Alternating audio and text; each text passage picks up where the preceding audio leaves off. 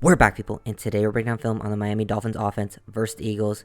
Now, it was disappointing. The team did fall short, which sucked to see last night, but there was some positives to take away. I think, this loss is definitely not as bad as the Bills loss. They were at least competitive going into Philadelphia. It was a tough ask for them to win anyways. They were the underdogs, and there was a lot of external factors in this game that I think, end up changing the outcome slightly. I'm not saying they would have won because of those, but there was things that I think definitely, could have been different. I don't want to make excuses about injuries or the officiating, but I think those things did have an effect on this outcome. And I think usually you just look at that, be like, hey, you take the loss, you take that loss, but you look to the future and be like, things could definitely be better. I don't feel as bad about this team after this loss. There's some bad losses. I don't think this is one of those. I think the offense definitely left points on the board and played one of the worst games overall as a unit. I actually don't think Tua played that bad. I actually thought he had a pretty good game overall. We'll get to that interception at the end to really break down what happened, because I think it's a combination of things and not just all on Tua.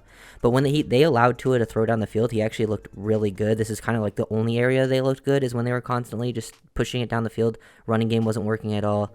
They were trying to set things up too much. But Tua was throwing dots down the field for most of the time. It's just different things, holding penalties, killed drives. Don't want to use those as overall excuses, but I do think they had an impact on the game.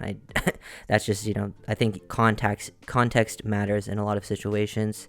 And, you look at the future and there will be a narrative that they can't win the big games. But to me, it's a little bit overblown. I mean, you want to see them win these types of games, but they were at least competitive and had a chance to win in a very hostile environment when things were not going their way at all. So, but here for Tua, first game of the game, the play action, just setting these things up. Eagles playing cover 2. Linebackers get pinned down, but he can't just throw this over the top right now. He's reading Waddle. He thinks he might throw it, but he sees the safety cheating over. And once he sees that safety go over, he's ready to rip this behind. Look when he throws this ball. Tyreek's still behind these two defenders, and that's beautiful ball placement between 4 guys. An actual dime from Tua. And I feel like they just kind of didn't get to do this on a few drives. They took the ball out of his hands by trying to run the ball too much, and they were having a dumb penalty, and that just killed a couple of those drives. Eagles did run a lot of cover 2 early on, especially in third and longs. They get 3rd and 15 here after the bad run, and then the O-line struggled. I imagine they would struggle a little more in this game. There was some illegal hands to the face that wasn't called, obviously, but don't expect any penalties in this video against the Eagles. Isaiah Wynn gets blown back, gets injured, which sucks too because he's been really solid this season. I just feel like the interior of the O-line really needs to be healthy in these big games, because that's been, I think, the biggest difference is their interior line has not been 100% healthy. They've at least been missing one guy in their 2 biggest games of the season, and that has been where they've kind of gotten dominated up front. And I think, that's kind of where the offense functions on these types of plays, and they just lose here quickly, and Tua is forced to just throw the ball away. This is a really nice play from Tua, the throw to Waddle on the corner, but look at these two up here. This is Mostert and Waddle again, and look at the spacing. The spacing is messed up. They're not both supposed to be there. I don't understand, and this is what happens on the interception. It's Mostert and Waddle again, but I think it's the opposite. I think Mostert definitely drifts way too far. He kind of gets pushed into it, and he's supposed to, sit, right here to pull this corner down, but he drifts too far. And they're running cover 2, but he throws the corner behind it, puts a nice touch and accuracy on it. But those types of plays, when you mess up the spacing, you can see from Mostert's reaction, like something went wrong for sure. And they messed up spacing a few different times in this game, and that was one of my main issues with this offense, especially the wide receivers. Then 3rd and 12, they had, the negative run. Then they had a play action boot to the right where Tyreek lost, 6 yards. And then they gave Tua a chance to throw it down the field once, and he gets a touchdown, but it's called back from holding. I just feel like there was too many times where they wasted 1st and 2nd down like this. He feels like the twist and stunt pressure up the middle, and he gets rid of this ball. And it ends up, with this motion, this guy, this flat defender, gets widened right here, and it just gets basically a one-on-one with this corner, and the safety's cheating to the 3x2 side, the 3 side, and it gets Tyreek Hill one-on-one, and Tua throws with good anticipation. Look when he throws this, really good timing, accuracy, but they get the holding up front from Lester Cotton, who, is in the game from being a backup, and this one is a hold. I will give him that as a hold around, that's not a bad call by the officiating crew. It's just these types of calls were not called on the opposite end, and were called. Even there was some, the Julian Hill one, I can't believe they called it holding. 3rd and 3, Dolphins try to go to Barrios like they've been doing a lot this season, but Eagles go cover 2, and I think Tua doesn't see this guy, but I also think Tyreek might be running the wrong route. I think Tyreek is in the wrong spot. This doesn't make sense, this guy to run like a, sit route right here and then run a slant behind that. Like, I think Tyreek is supposed to outside release. Doesn't make so, and then it almost ends up getting intercepted because they're running cover 2. Tua should have never made this decision, but I do think just based on this route concept, Tyreek is probably supposed to release to the outside and work vertically down the field because he looks lost. He just sits right here. Tyreek's like, oh shoot, I just pulled my defender right into the other receiver, clearly, and it probably should have been a PI too because he just like runs right into Barrios, but is what it is. But the receiver's struggling with spacing again, and either that's could be on Tua in the huddle issue or just the receivers not understanding the offense in this game. Something was just not clicking. They seem to struggle in the road environments where it's a little bit louder and they can't hear. This was such a big time throw and catch from Tua. This was Cedric Wilson's best game though as a Dolphin. The O-line gives them enough time and he just delivers the deep out 29 yards down the field. Clearly when Tua is able to get set here up front, good blocking up front by the O-line. They chip. Eagles go quarters, and they get all this room to work with to the outside. The running back makes the flat defender pull down just far enough, so Tua can just throw the deep out to Cedric. He gets Darius Slay turned around, and he makes a great play at the catch point. Gets 2 feet inbounds, toe tap, and good timing, accuracy from Tua. Puts everything he has into that ball to get completed, and that's a huge gain. I feel like this was just one of those games, like I say, versus the Chargers. They should have just stopped running like they did against the Chargers and let Tua throw the ball downfield every play. I would have taken the negative plays to have some more big positive plays like these. This type of play worked all day for the Dolphins. The quick 3 to 1 step drop, whatever it is, and just hit those glance routes over the middle. Eagles go cover 2.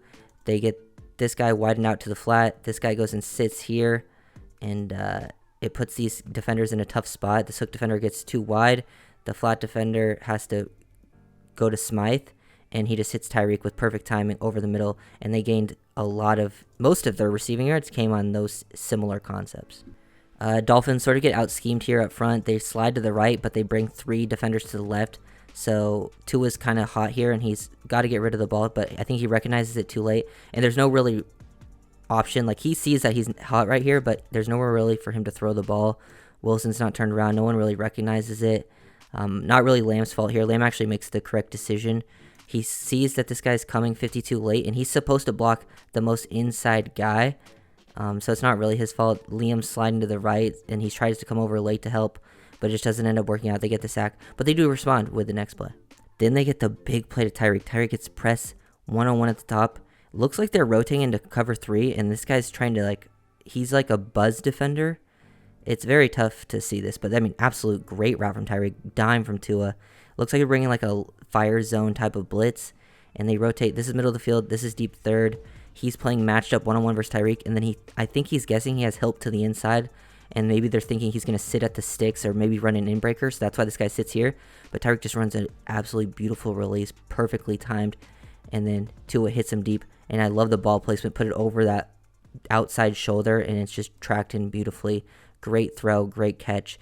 This is the biggest positive from the game is Tua and Tyreek on those deep balls whenever they've run it. Like, it didn't matter what coverage the Eagles ran. These types of plays, just the in-breaker, about 10 plus yards down the field every time work. This time Eagles in some quarters at the top of the screen. Quarters, and then they're probably tricksing to this side. Tua hits his back foot, throw the ball with anticipation timing. That's where this offense thrives. It will thrive even in games where their offense isn't playing that well. This type of play is still working because Tua is so good at it. It's just they weren't able to do. They kind of just weren't able to do this consistently, or there was drives where something stupid would happen. Like, they tried to run that Cedric Wilson throwback pass, and then they had to respond with that other big play. Just I don't think this was McDaniel's best. It wasn't terrible, but it wasn't his best game for sure. This play was another drive killer. Line up Tyreek, cheat out motion, and then they called holding on Julian Hill. I couldn't believe this when they called this. He gets a slight hook around that area right there, around him for a split second, but it doesn't impede his path. He literally instantly lets go of it and responds, and then blocks.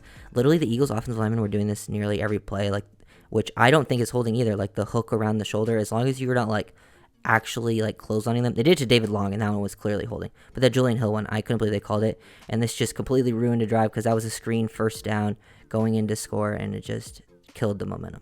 This throw, from Tua is so ballsy on the 2nd and 19 next play after the holding. Like, he throws this ball to Ahmed, and that's such a good throw. Like, it's an insane throw because they know they're in cover 2, but this guy's not like super clouding this. He's not like sitting super hard down in the flat, but Barrios is kind of coming out in his zone, and he gives it like an extra little hitch right here just to freeze this DB and then throws it behind him. Look when he releases that ball. Ahmed's still like 3 yards ahead of him, but unfortunately it's a running back and they struggle to make adjustments down the field on catch points.